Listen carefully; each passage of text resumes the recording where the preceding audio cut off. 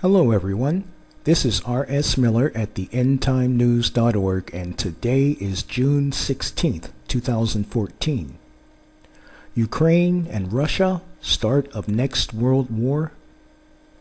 There are unconfirmed reports that Russia's President Putin has ordered some 80,000 troops to deploy to the Ukraine border.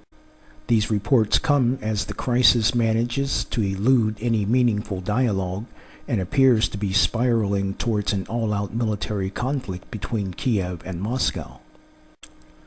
Multiple videos have surfaced on YouTube purportedly showing huge Russian military convoys heading towards the border region. But again I say that these reports have not been confirmed.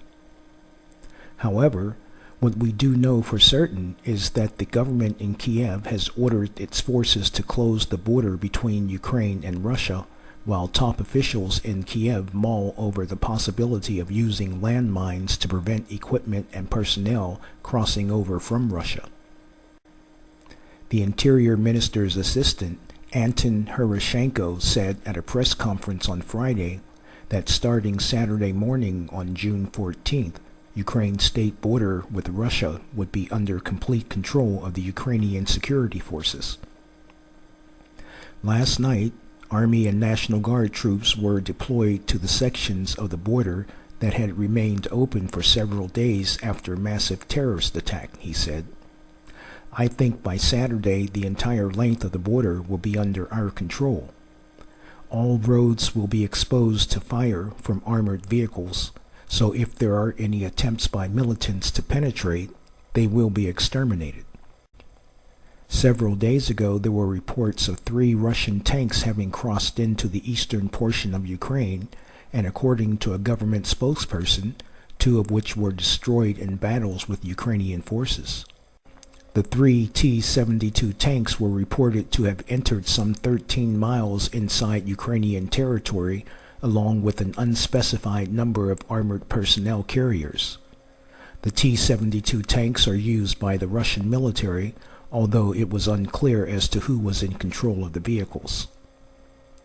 On Friday, June 13th, NATO Secretary General Anders Fogh Rasmussen expressed his concerns about reports of the escalation of the crisis in eastern Ukraine. He said, "I am concerned about reports that pro-Russian armed gangs are acquiring heavy weapons from Russia, including Russian tanks. We have seen reports that Russian tanks and other armored vehicles may have crossed the border into eastern Ukraine. If these reports are confirmed, this would mark a serious escalation in the crisis in eastern Ukraine." He went on to say, "I continue to urge Russia to complete the withdrawal of its military forces on the border with Ukraine, to stop the flow of weapons and fighters across the border, and to exercise its influence among armed separatists to lay down their weapons and renounce violence. We call on the Russian Federation to meet its Geneva commitments and cooperate with the government of Ukraine as it implements its plans for promoting peace, unity, and reform." Meanwhile, the Ukrainian government continues its assaults on Slavyansk and Kramatorsk regions.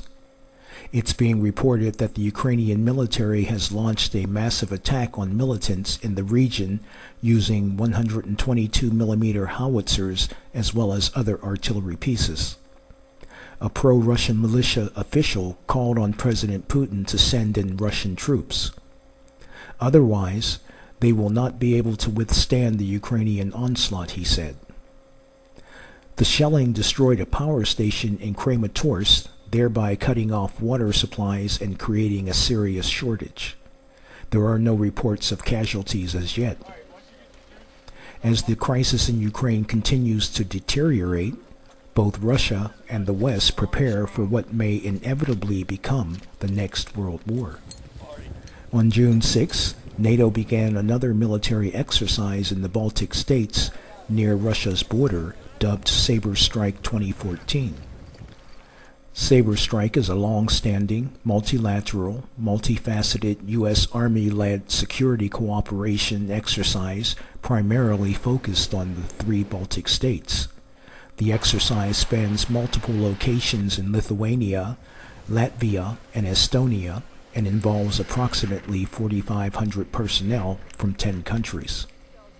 This year's exercise includes participation from U.S. Air Force Europe, Air National Guard Michigan, Minnesota, Pennsylvania, and Washington, Army National Guard from Louisiana, Michigan, North Dakota, Pennsylvania, and Utah, Canada, Denmark, Estonia, Finland, Latvia, Lithuania, Norway, Poland, and the United Kingdom.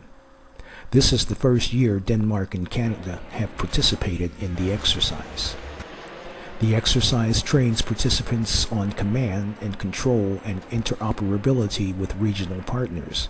It is comprised of a brigade-level command post exercise and computer-assisted exercise occurring at various sites in Lithuania, Estonia, and Latvia.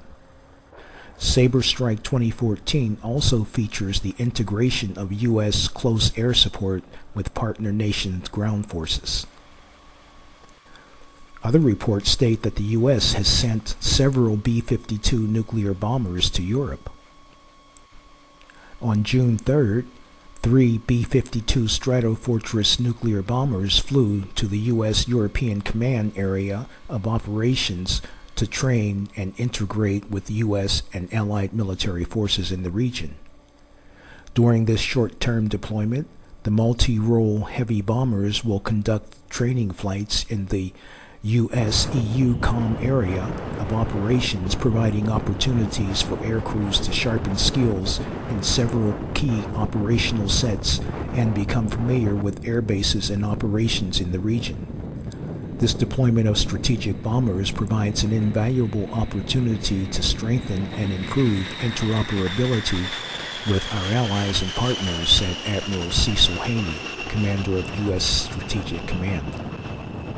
The B-52 is a long-range, multi-role bomber capable of delivering both conventional and nuclear munitions. B-52s can fly at high subsonic speeds at altitudes of up to 50,000 feet. Another report stated that 2 B-2 stealth bombers had also been deployed to the United Kingdom, although it is unclear as to whether or not they are part of the Sabre Strike exercise. In another indication of escalating tensions, the U.S. Navy recently launched a Trident II intercontinental ballistic missile in the Atlantic Ocean during a test. Although these tests are quite normal, its timing will do little to calm fears in Russia. On June 2nd, a Trident II D-5 ballistic missile was launched from the Ohio-class ballistic missile submarine USS West Virginia during a missile test at the Atlantic Missile Range. The test flights were part of a demonstration and shakedown operation which the Navy uses to certify a submarine for deployment after a major overhaul. The missiles were converted into test configurations with kits containing range safety devices and flight telemetry instrumentation, according to a statement released by USSTRATCOM. However, with the re-emergence of the Cold War-style hostilities and what's perceived by Russia as NATO's expansion to the east, Moscow isn't taking any chances and have decided to launch their own massive first strike capable military exercise coinciding with NATO's. Russia's defense ministry stated that Moscow was conducting a surprise training with first strike forces consisting of Marines, paratroopers, and long-range bombers. The training will be conducted simultaneously with the European war games. The Russian exercise will include naval and maritime landing operations as well as airborne and air defense training exercises. This surprise military drill by Russia is a clear and unmistakable response to NATO's military buildup near Russia's borders. Earlier, an official in Moscow called it an act of aggression. Meanwhile, last week, U.S. air defense had to scramble fighter jets twice to ward off 4 Russian Tu nuclear bombers which were practicing near Alaska and came to within 50 miles off the coast of California. The The first incident occurred over the Aleutian Islands, a chain which extends off the coast of Alaska. The U.S. fighter jets intercepted the 4 bombers, with 2 of them turning westward and heading out of the area.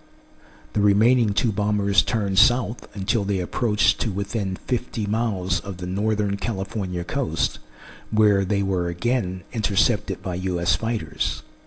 The 2 Tu-95s then left the area. Friends, with tensions being as high as they are over the Ukraine crisis, it wouldn't take but a minor miscalculation to start a thermonuclear war. And with the newly elected Ukrainian president, Petro Poroshenko, vowing to retake control of eastern parts of the country, and more importantly, Crimea, which will place the Ukrainian military in direct confrontation with regular Russian troops, then that just may be the spark which ignites the entire planet. There's little doubt in my mind that as we speak, Russian nuclear subs are lurking off both U.S. coasts and most likely somewhere in the Gulf of Mexico as well. Additionally, and with much certainty, U.S. and NATO capability nuclear armament is in the Baltics, the Black Sea, and other parts of Europe, among other places. And if this situation continues to escalate, then it is only a matter of time. Are you saved? Follow the link in the box below and pray the prayer of salvation with a sincere heart, and you will be saved. May God bless you and yours.